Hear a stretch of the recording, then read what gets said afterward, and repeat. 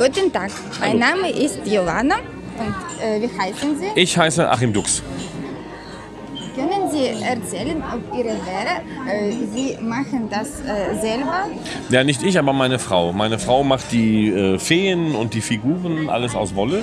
Und die Ledersachen, die mache ich. Die Gürtel und Beutel, die mache ich aus Leder. Was hat sich inspiriert dazu? Die Lust zum Mittelalter so ein bisschen, daher kam das. Wir haben angefangen mit Mittelaltermärkten und dann fing das an mit der Lederarbeit. Und meine Frau hat schon immer sehr gerne mit Kindern und mit Wolle gearbeitet. Und dann kam die Idee, diese Feenwerkstatt zu machen und Feen zu basteln. Machen Sie lange Zeit? Seit 2002. Das ist lange.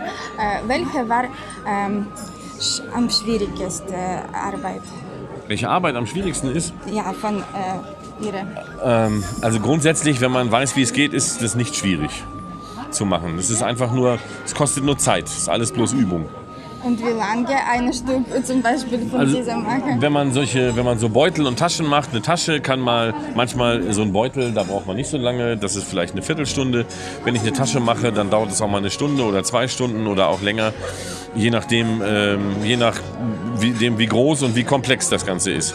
Und mit den Feen ist das genauso. Diese Feen hier, die großen, brauchen oftmals viele Stunden, bis die fertig sind. Einfach, weil sie dann sich nochmal verändern und dann hat man nochmal andere Ideen.